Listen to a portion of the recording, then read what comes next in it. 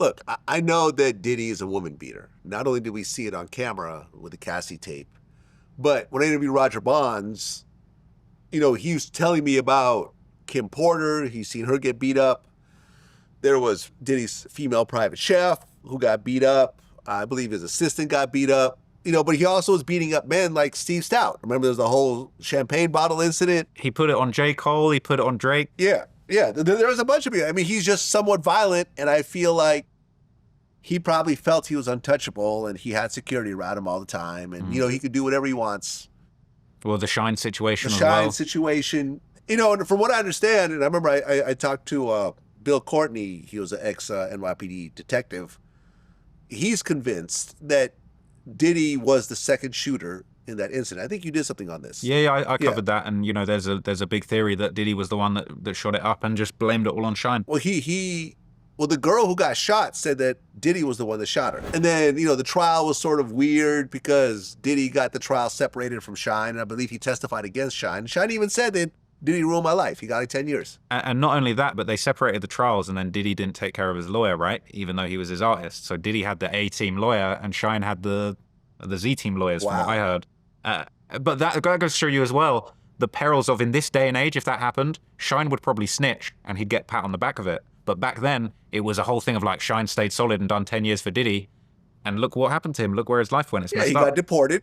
Once he got out, music career ended.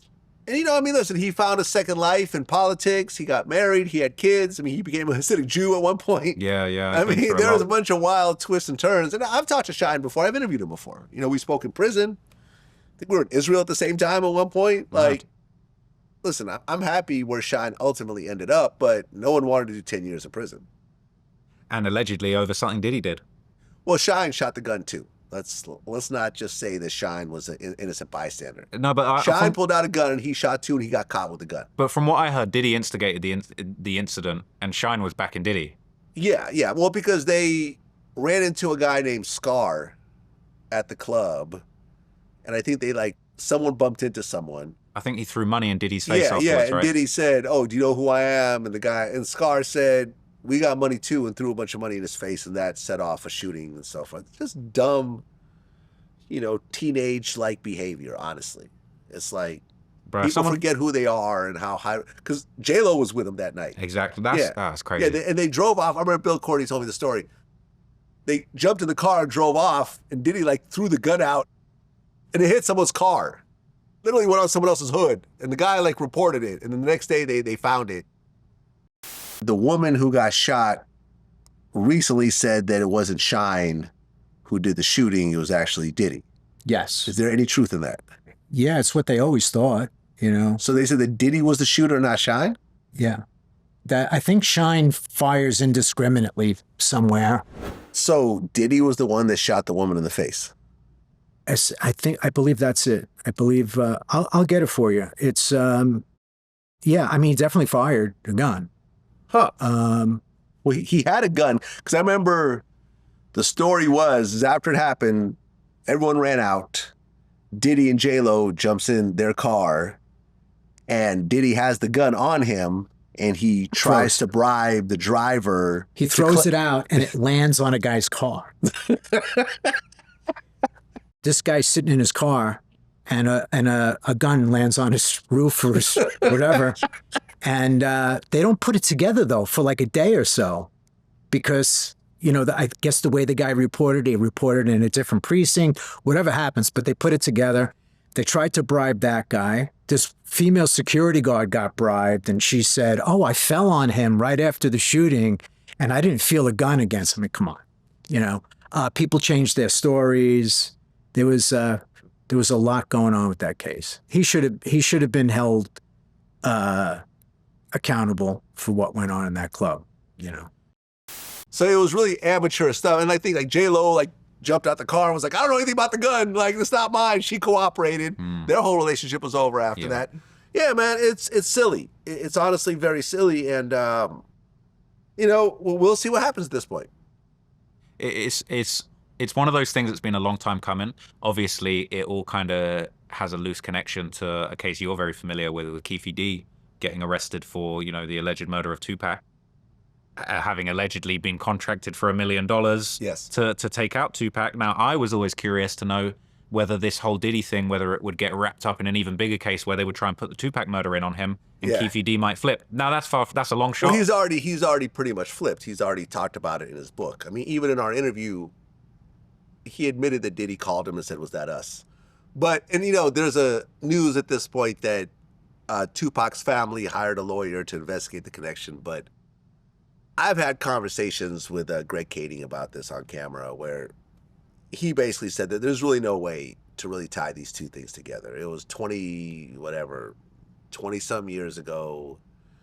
To try to really prove that in a court of law, considering the amount of legal power that Diddy has, would be almost impossible.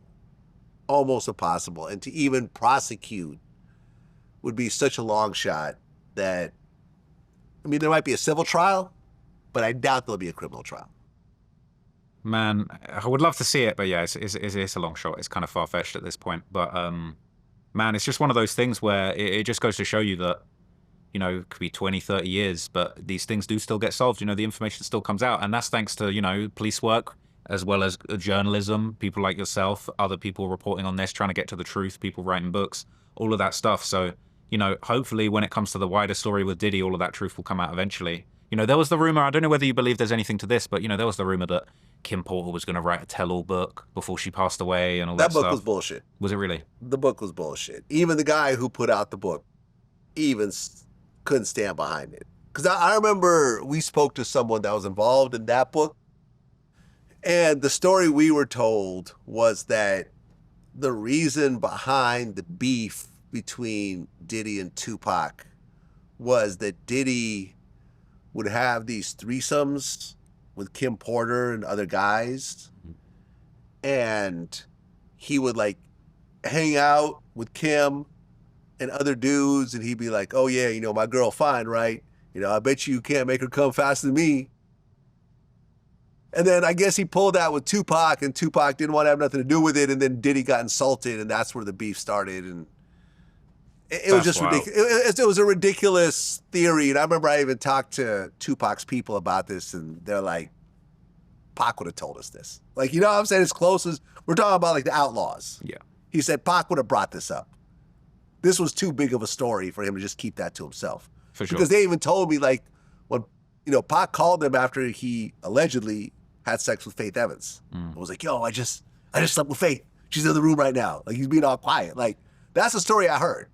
Now, Faith is going to deny it. You know, in my interview with her, she denied it. I understand why. But, like, you mean to tell me as hard as Pac was going at Diddy, he would have mentioned that? Right. That you wanted me to fuck your baby mother and I turned her down? Like, he would have somehow brought that up at some point.